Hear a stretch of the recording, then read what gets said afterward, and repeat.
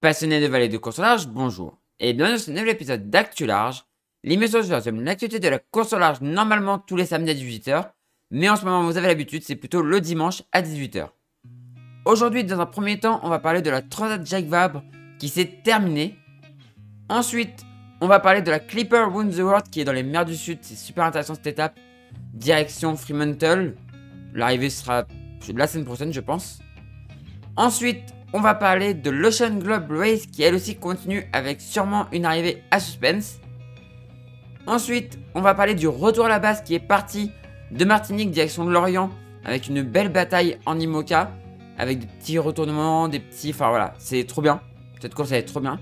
Et là on attaque le passage dans les mers pas déchaînées, enfin si potentiellement déchaînées de l'Atlantique Nord. Et enfin, on parlera de la Global Solo Challenge qui elle aussi continue avec plusieurs bateaux arrivés dans les mers du Sud. Du coup je vous rappelle que si vous voulez rien louper des prochaines vidéos, n'hésitez pas à vous abonner et à activer la cloche de notification. Et si vous voulez me retrouver en live, je suis en live tous les jours sauf les jours indiqués dans le post en direct sur ma chaîne YouTube. Vous pouvez aller voir, il y a toutes les programmations de live. Donc n'hésitez pas à aller venir me voir en live. Les lives commencent généralement à 17h ou à 18h30. Donc n'hésitez pas à me rejoindre en live, soit sur Twitch, soit sur YouTube. Du coup, on commence tout de suite avec la Transat Jacques Vabre. On commence cette actu large par la Transat Jacques Vabre qui, ça y est terminée. La Transat Jacques Vabre est terminée et donc on commence par les classes 40. Comme vous allez pouvoir le voir, les classes 40 sont tous arrivés aussi. Donc voilà, il n'y a plus de bateaux en mer sur cette Transat Jacques Vabre. Et ça fait plaisir parce que du coup j'ai regardé un peu les arrivées et ce qui fait plaisir c'est qu'il y avait encore du monde de l'organisation, notamment Tiffen, qui était à l'arrivée même des tout derniers, donc ça fait vraiment plaisir. Ça fait vraiment plaisir de voir qu'il y avait du monde pour les accueillir, il y avait encore le présentateur, enfin il y avait encore le speaker et tout, donc franchement je suis content. Franchement je suis content, là ils ont bien géré. La Transat Jacques Vabre, ils ont bien géré quand même l'arrivée, je trouve. Ils savaient que le départ avait pas été... Voilà, ils ont été un peu critiqués par le départ, notamment par moi. Et là, sur l'arrivée, ils ont géré, donc franchement, bravo. Bravo les mecs. Voilà, pour une fois, j'applaudis Inorgas sur l'arrivée. Chapeau. Chapeau bas. Et donc, du coup, voilà, tout le monde est arrivé. Jusqu'au dernier... Jusqu'au dernier qui est terminé, quoi. Donc, comme on va pouvoir le voir... Voilà, c'est Quensa qui est le dernier arrivé. 38 classe 40 arrivés sur 44 au départ. En vrai, c'est pas mal. En vrai, c'est pas mal. Bon, il y a eu des collisions qui auraient vraiment pu être évitables.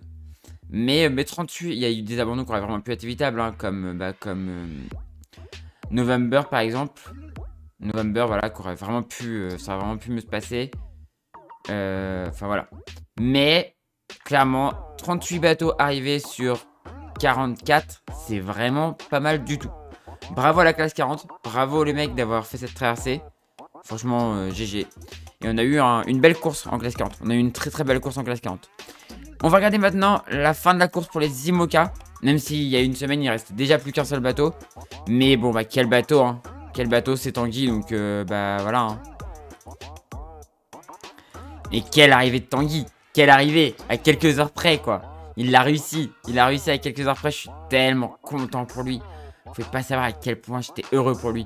Et le clip là qui fonce sur le bateau, j'ai explosé de rire. C'est des fous les deux. C'est des fous les deux. Je suis triste parce que je sais que Clarisse voulait absolument... Enfin, avait très envie de l'embrasser avant de repartir. Malheureusement, ils se sont même pas vus. Mais bah, l'image où tu vois Tanguy avec sa petite fille et tout. Enfin, c'était trop beau. C'était trop beau. Juste bravo Tanguy, bravo aussi à Félix. Café est arrivé de l'autre côté, voilà. Et ils ont réussi. Ils ont réussi à passer avant que la ligne ferme. Donc ça compte les 1000 pour le Vendée Globe. Donc Tanguy est bien parti. Tanguy est bien parti. Et je suis trop content. Je suis trop content pour lui. Et voilà. Du coup c'est la fin de cette Transat Jacques Vabre. C'était... Le départ ça m'a laissé un goût bizarre. Mais la suite de la course et là l'arrivée me fait presque oublier le départ qui était un peu raté. Et franchement c'était cool. Et bien évidemment, on va suivre la prochaine course des IMOCA qui est déjà repartie, donc on va en parler plus tard dans l'actu large. Et on suivra bien sûr les autres courses, le Vendée Globe dans 1 an et les autres courses des autres classes. Et la Vendée Globe dans 2 ans dans l'actu large. On continue cette actu large par la Clipper Round the World qui continue sur cette étape. On a eu du coup le passage de l'Optional Gate, donc avec certains bateaux qui l'ont fait et d'autres qui ne l'ont pas fait. Là on a un bateau qui est passé en Ghost Mode, donc le mode fantôme. Et voilà, du coup on voit des bateaux qui ont passé l'Optional Gate pour aller chercher un point et d'autres qui ne l'ont pas fait. Qui ont décidé de rester plus au sud pour regarder un peu plus devant et peut-être pour pouvoir recoller au paquet. Malheureusement on a un bateau qui est très distancé là. Et d'ailleurs un bateau qui a gagné pourtant.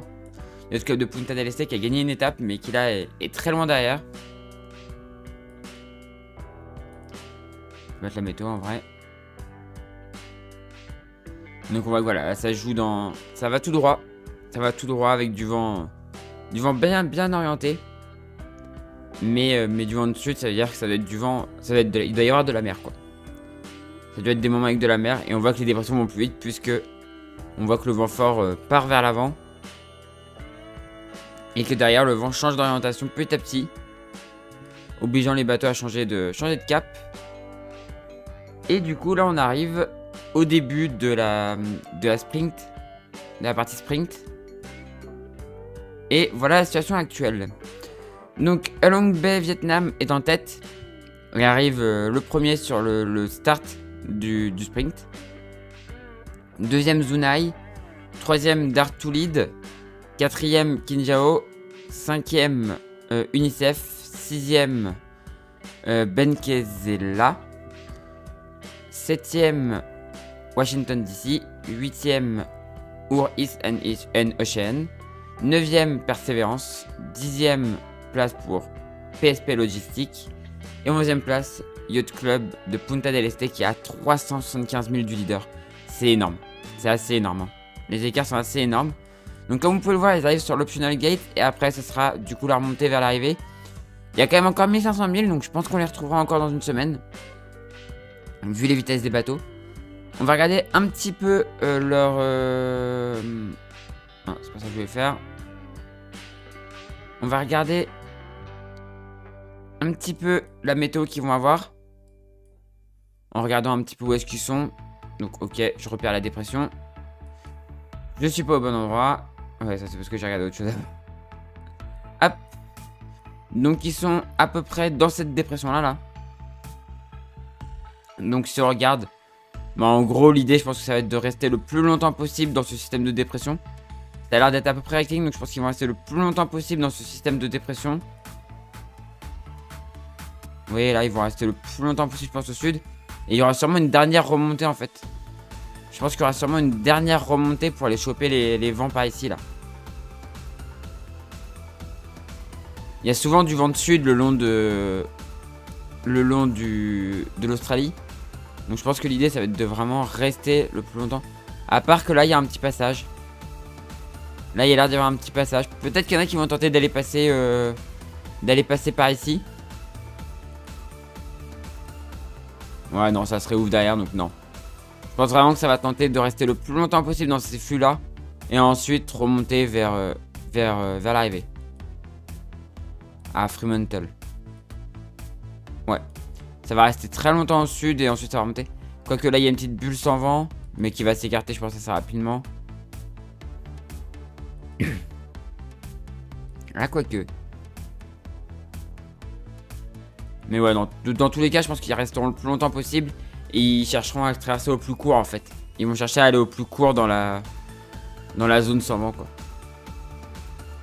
En arrivant par le sud. Moi je sens que là ça semble se rouvrir un peu. Donc ouais ça va rester comme ça et ensuite ça remontera. Donc peut-être pas beaucoup d'options, on va voir. Mais en tout cas c'est toujours très intéressant cette course. Et on refera le point dans une semaine dans l'actu large. On continue cette actu large par l'Ocean Globe Race. Et alors déjà une nouvelle, je savais pas du tout. Je pensais que Jorg Richards était encore sur la course. Et en fait il n'y est pas. Parce qu'il a publié une vidéo où il est en Figaro. Voilà. Donc je sais pas s'il s'est passé quelque chose sur le bateau. Je sais pas si c'était prévu. J'en connais une qui doit être contente de savoir qu'il est rentré, de peut-être le revoir bientôt. Mais je pensais qu'il était encore en course, mais finalement non. Donc voilà, juste pour info. Donc, du coup, la suite de la course. Ça sent le déjà vu en fait. Vous voyez là, Pendwick qui est un petit peu dans une situation pas terrible. Et Translate 9 qui revient.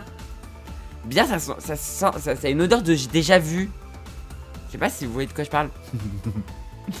Non, c'est chaud pour Marie. C'est chaud, si elle se fait encore avoir comme ça, c'est chaud quoi. Donc on va voir la situation. Là, il y a... Bah, après, il y a... Sinon, derrière, il y a des petites batailles assez proches l'une de l'autre.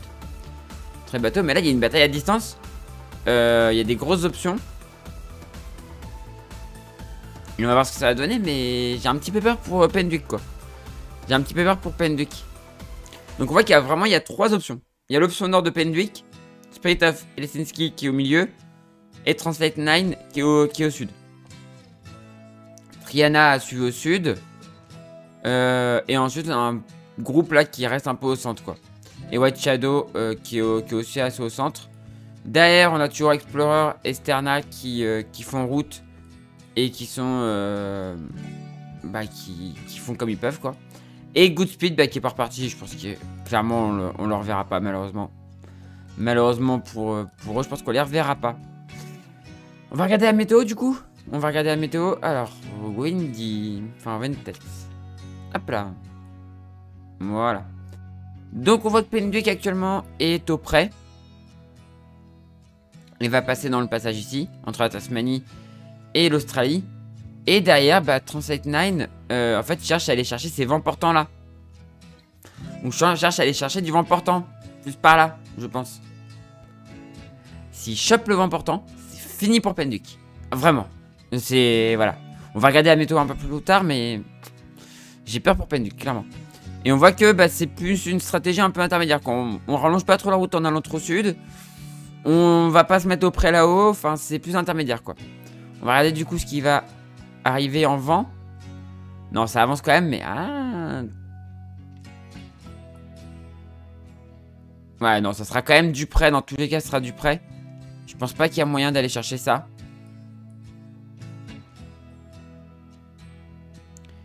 Et non, après, dans 5 décembre, on voit que le vent va être portant ici aussi. Et Pendwick, non, Pendwick devrait réussir à tenir. Non, non, vu le vent, Pendwick devrait pouvoir réussir à tenir. Normalement, il devrait être pas mal. Après, attention ici, hein. Attention, c'est des zones un peu compliquées, donc attention à pas avoir de problème. Mais ouais, non, ça devrait tenir. Ça devrait pouvoir tenir. Faut juste faufiler entre les zones sans vent et c'est bon, quoi. Par contre, derrière, ouais. Translate, là, va choper du vent portant assez fort. Ah ouais, non, finalement, pas sûr pour Pendwick.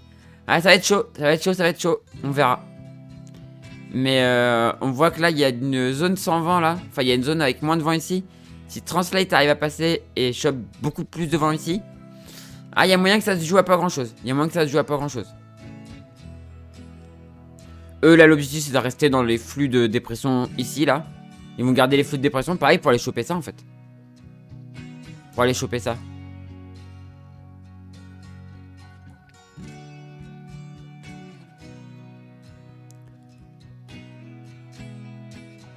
En fait, on voit qu'il y a souvent un petit peu plus de vent. Il y a du vent un peu portant le long des côtes de Nouvelle-Zélande. Par contre, là, c'est du près.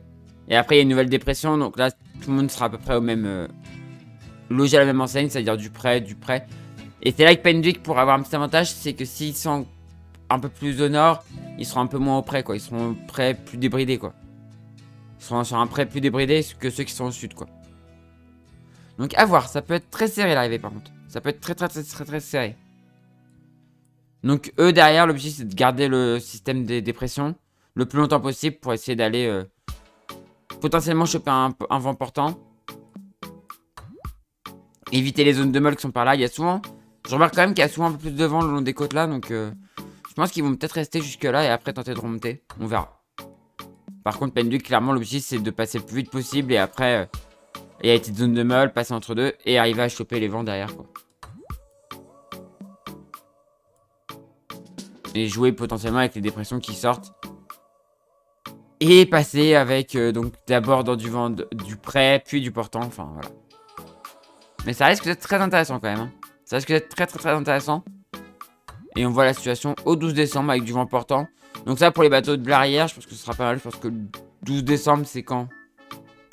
Je vais regarder ça. Le 12 décembre, c'est mardi dans un peu plus d'une semaine. Donc ouais, je pense que ça sera l'arrivée des bateaux par là. Donc ça devrait être pas mal pour eux. Et d'ailleurs, on va quand même regarder pour les bateaux tout à l'arrière. Mais ça sent la dépression. Non, quoique non. Une zone de molle là, une zone de molle là. L'objectif, c'est de rester dans cette zone ici. On va faire un peu moins grand. Et après, il y a des dépressions qui vont les rattraper. 7 décembre. Et donc, ça va être un enchaînement de dépressions relativement en ligne droite. Sauf quand il y aura du vent d'ouest. Il y aura quelques fois du vent d'ouest. Ou là, il faudra peut-être tirer quelques bords. Mais sinon, ça va être de la relative ligne droite, quoi. Avec un enchaînement de dépression. Un enchaînement de dépression où il faudra juste gérer aussi le passage entre le front chaud et le front froid. Mais voilà. Mais en tout cas, ça risque d'être encore très intéressant. L'arrivée des deux premiers, ça va être, je pense, très serré. Ça va être super intéressant. Et on fera le point dans une semaine dans Actu Large. On continue cette Actu Large par le retour à la base. Et oui, ça y est, ils sont repartis, les IMOCA.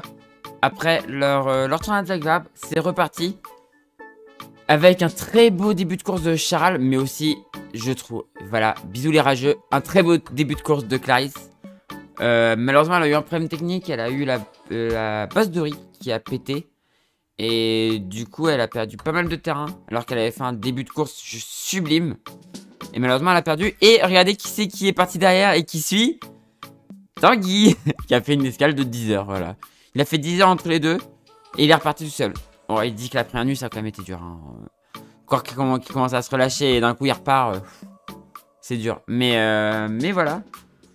C'est reparti. Du coup, direction de l'Orient. Et on voit que ça prend la route de l'Ouest. Ça rentre dans les dépressions. C'est la fin de la rigolade, on va dire. Parce que là, c'était encore cool. C'était l'Alizé. Il fait encore beau. Tanguy, il tente de cut.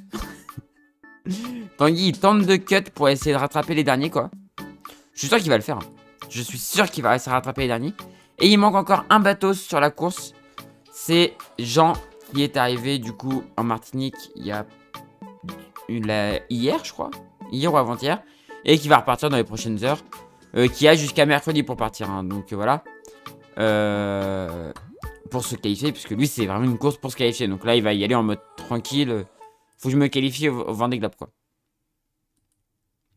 Et donc voilà. Très beau début de course du coup de Charal. Qui est toujours en tête.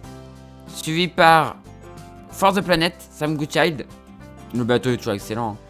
Paprika, un autre très bon bateau. Bateau neuf là. Tout comme Charal. Bateau duquel je pense beaucoup de bien. Bon, il manque Massif toujours. Hein. Malheureusement, on peut pas avoir le meilleur des bateaux. Nicolas Chauvin. Mais ouais, j'ai hâte de voir. Nicolas Luneven, sa première course en solitaire. Je crois en IMOCA. C'est sa première course en solitaire en IMOCA, je crois. Quatrième. Pas trop mal. Il est à 41 000 du leader. Lui, l'objectif, c'est aussi de se qualifier. Donc, clairement, il se qualifie, mais en plus, il est bien placé. Sébastien Simon, pareil, objectif de se qualifier. Mais bon, bah, cinquième, quoi. Pas mal. Pas mal, il se débrouille plutôt bien sur son bateau. Thomas Ruyant, qui a l'air un peu moins à l'aise en solitaire qu'en double, avec son bateau. À voir. Alors, d'après ce que j'ai compris, le bateau est quand même top à barrer, par contre. D'après ce que j'ai compris, le bateau à barrer, c'est une pépite. Mais bon, là, en solitaire, ça a l'air d'être un peu moins perf. Après, Thomas, oui, il faut aussi qu'il se qualifie. Puisque l'année dernière, il avait encore son vieil IMOCA. Donc, il faut aussi qu'il se qualifie. Même si, de toute façon, au nombre 2000, même s'il finissait pas cette course, au nombre 2000, il l'aurait. Mais bon, voilà. Derrière, on retrouve Malidia, MACSF. Malheureusement, Clarisse sombre un petit peu là, c'est un peu compliqué. Je pense que là, il y a aussi un problème avec les polaires. Même si, ouais, non, là, tout est à 23 nœuds, 21 nœuds 1, 21 nœuds 6, 22 5. Elle a un tout petit déficit de vitesse, c'est dommage. Louis Burton, 10ème. Et je pense que son petit problème technique, il a peut-être un peu refroidi aussi.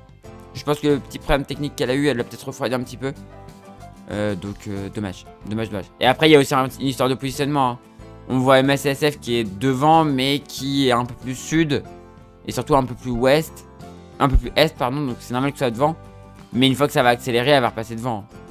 Clarisse va repasser devant.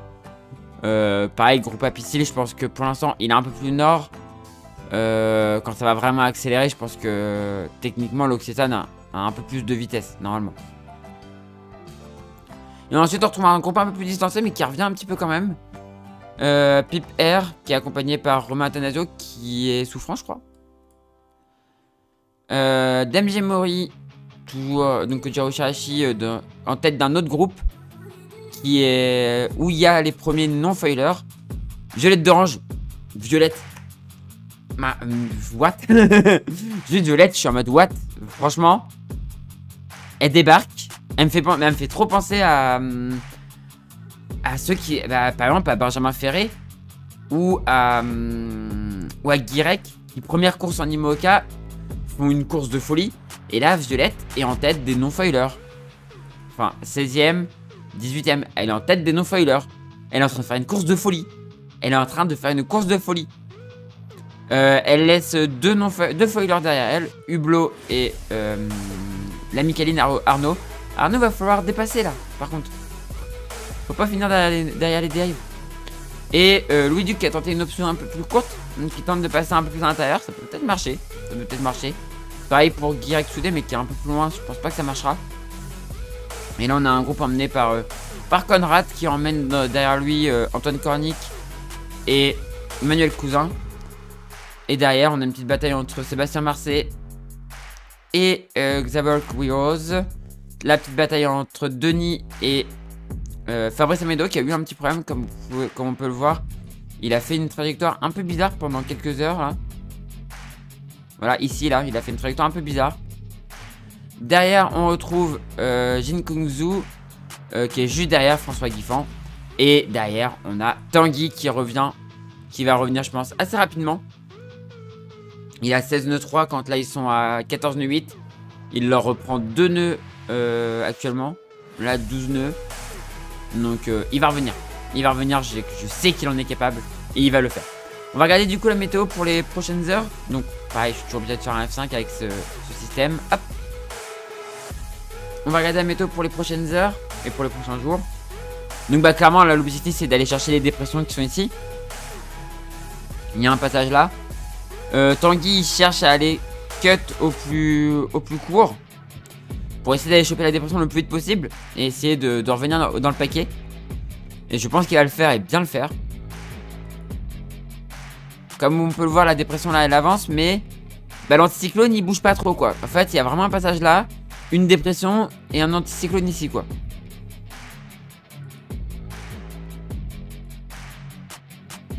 Et on voit vraiment que la dépression avance. Là on voit que c'est un petit peu moins fort. Donc je sais ce que Tanguy est en train de faire. Il est en train d'essayer de faire ça en fait. Vraiment Tanguy il essaye de faire ça. De raser l'anticyclone ici pour aller choper la dépression quoi. Et s'il y arrive, c'est un coup de maître. Ça peut être un coup de maître. Et donc là je pense qu'il va y avoir deux options.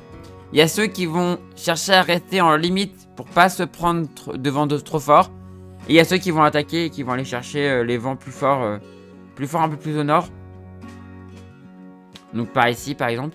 Là il n'y a pas d'intérêt mais ici par exemple. On va voir. On va voir. Je pense que là dans les prochaines heures Jérémy va commencer à faire route quasiment plein est. Hein, bientôt. Et tout le monde va suivre en fait. Tout le monde va suivre. Là il y a un couloir ici. Il faudra sûrement faire des... Soit rester en limite comme ça, donc en tirant des plus petits bords. Soit on tire des plus longs bords. Ça va à voir. Je pense que ceux qui ont vraiment besoin de la qualification... Jérémy n'en a pas besoin, il a fait la route du Rhum. Mais il y a des bateaux qui n'ont pas encore la qualification. Et je pense que eux vont plutôt rester dans la zone plus calme. Et ceux qui ont besoin de la qualification vont aller... ceux qui ont besoin de la qualification vont rester dans la zone un peu plus calme. Et ceux qui n'ont pas forcément besoin de la qualification, ils vont aller, je pense, attaquer un peu plus. Pour tester le bateau, quoi. Là, on voit que derrière 63 heures, il y a une grosse dépression. Tanguy aura réussi à passer. Je pense que ça va être plus compliqué pour Jean, par contre. Jean, il faudrait qu'il parte assez rapidement, parce que ça risque d'être très compliqué sinon pour lui. Donc voilà, par exemple, dans 63 heures, là, c'est un peu ressoudé, quoi. Il faudrait vraiment qu'il soit reparti à ce moment-là, quoi. Là, on voit la grosse zone sans vent. Et là, une grosse zone avec pas mal de vent. De toute façon, il y a une porte ici. Donc, je pense que vraiment, ça va arrêter dans ces couloirs-là, quoi. En tirant peut-être quelques bords.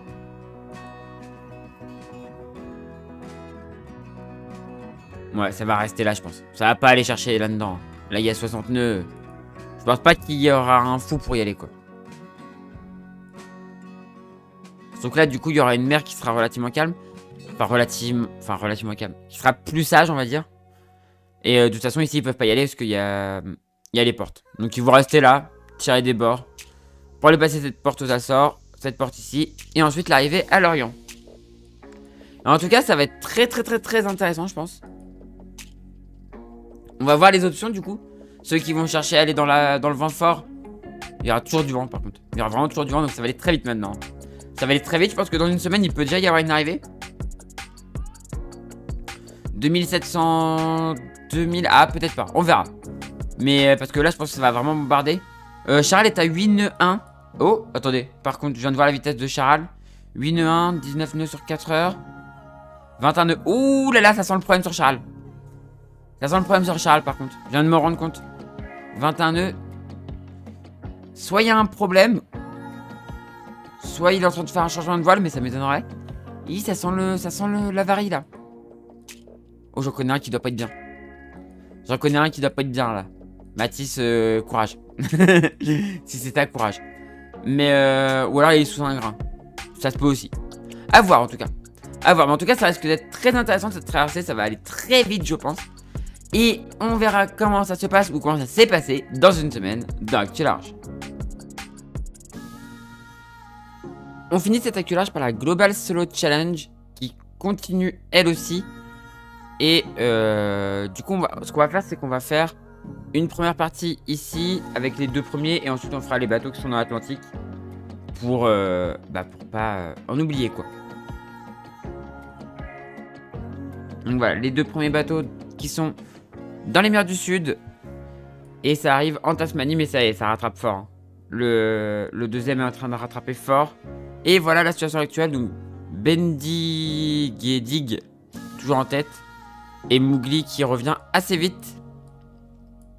Et donc maintenant on va prendre la situation dans l'océan Atlantique. On va prendre la situation dans l'océan Atlantique. Hop. On va le mettre en grand. Et on va revenir au 26. Voir les bateaux dans l'océan Atlantique. Voilà, on revient à il y a une semaine. Pas 26 octobre, 26 novembre. C'est bizarre, les bateaux sont loin, mais non, 26 novembre, voilà. Et donc voilà la situation il y a une semaine. On avait un bateau qui était parti là. 40 rugissants. Petite référence au 40e rugissant du coup. Et voilà comment ça s'est passé.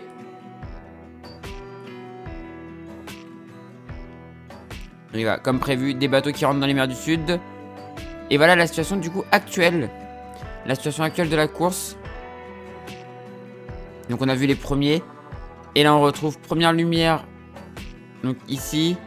Je vais donner les noms des skippers parce que les noms des bateaux sont traduits et ça rend pas bien. Donc là on retrouve Cole Brewer. Ici on a Ronnie Simpson. Donc sur un Open 50. Là c'est un... Ici c'est un classe 40. Là on retrouve Palvin Mavomi. Là on a Harry Kanskowski. Ça pareil sur un classe 40. Ça rentre dans les mers du Sud. Un X37, le souffle de la mer 3. Qui s'est fait totalement rattraper par les bateaux de derrière. Donc du coup qui est complètement... C'est mort pour lui quoi. Il est parti Il était parti avant normalement. Et là maintenant il est en retard. Du coup il est en retard. Là on retrouve Harry. Ça j'ai déjà dit. Là on retrouve un autre classe 40. Williams McBrain. Ensuite un autre classe 40. Ricardo Tossetto. Encore un classe 40. François Gouin. Donc un français. Encore un classe 40. David Linger. Là on retrouve Alessandro Tossetti sur un UDB 65.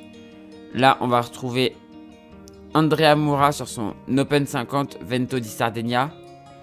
Et ensuite, 40 rugissants. Kevin Le Poids de 20. Donc, un skipper australien qui est parti. Il n'y a pas eu d'autres départs. Et malheureusement, je pense que c'était les derniers départs là. J'ai pas l'impression qu'il y en ait d'autres qui soient prêts à partir là. On verra. On verra s'il y a d'autres départs. Mais en tout cas, voilà. Donc la situation actuelle, toujours lui en tête. Mais bah, ça revient bien derrière.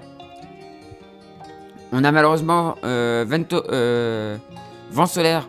Donc le bateau belge. Edouard de Kaiser qui est toujours à l'arrêt. Devant le cap. Ouais, donc il même là est ping dans le port. Donc maintenant c'est mort en fait. Il n'a pas encore annoncé son abandon, mais normalement là il est en escale du coup. Vu là où il est en escale du coup. Donc c'est mort. Donc c'est mort pour lui. Il va continuer hors course je pense. S'il continue, il va continuer hors course. Donc malheureusement un abandon. On a déjà eu des abandons plus au nord, mais là un abandon. Là on a un abandon. Mais là du coup un abandon ici aussi, c'est dommage. C'est triste. Mais c'est la course au large. On va regarder un petit peu la météo qu'ils ont tous actuellement. Donc devant, bah là, lui, il est à l'avant d'une dépression il va se faire attraper. Derrière, il aura ça. Lui, il est au nord d'une dépression. Donc il est au portant. Faut qu'il joue du VMG. Et eux, pareil, bah c'est du VMG, quoi. Lui, il va pouvoir profiter, en fait, du fait d'être au nord pour pouvoir redescendre. Et eux, là, faut pas qu'ils se fassent rattraper parce que derrière, il y a moins de vent. Et lui, son objectif, ça va être de choper la dépression qui arrive là pour pouvoir passer. Et lui, c'est d'essayer de suivre le plus longtemps possible la dépression, même si je pense qu'il n'y arrivera pas. En plus, la dépression se désagrège un petit peu. Ah, elle est pas très rapide, donc il y aura peut-être moyen quand même de passer. Mais je pense quand même qu'il va avoir de la molle avant d'arriver. Et Vento di Sardegna qui a réussi à passer très à l'est. Il a l'air de plonger plein sud. On va voir si il y a un point de passage dans les prochains jours. Ouais, il y a un petit passage là, donc je pense que c'est ça qui va être visé par Vento di Sardegna. Et lui, bah, c'est de l'Alizé. Et bah, le point de passage dans le poteau noir, il se trouve à peu près là, quoi. Donc ça va tirer des bords jusqu'à arriver ici. Et passer dans l'hémisphère sud. Et voilà, la grande course poursuite de la Global Solid Challenge continue. C'est super cool. Et on refera le point dans une semaine dans Actu Large. Voilà, c'est la fin de cette vidéo. Comme d'habitude, petit appel au sponsor si vous connaissez quelqu'un qui connaît quelqu'un. Vous êtes vous-même chef d'entreprise, n'hésitez pas à aider les skippers en recherche de budget. C'est super important pour eux. C'est un très bon retour pour vous. Et c'est très important pour eux. Donc n'hésitez pas. Du coup, c'est la fin de cette vidéo. Si elle vous a plu, on fait briller le pouce en l'air. N'hésitez pas à commenter et à partager. Et si vous n'êtes toujours pas abonné à la chaîne, n'hésitez pas à vous abonner pour ne rater les prochaines vidéos. C'est super important. Pour faire monter la chaîne, j'approche des 1000 abonnés. J'approche du programme partenaire Twitch. Alors, YouTube, pardon. Je suis déjà partenaire, mais pour pouvoir monétiser mes vidéos, il me faut les 1000 abonnés. Donc, n'hésitez pas à vous abonner. C'est très, très, très, très, très important pour moi. Voilà, du coup moi je vous dis à la prochaine pour une prochaine vidéo sur la chaîne Toria ou pour un live sur Twitch ou YouTube. Et du coup, ciao tout le monde, ciao ciao ciao.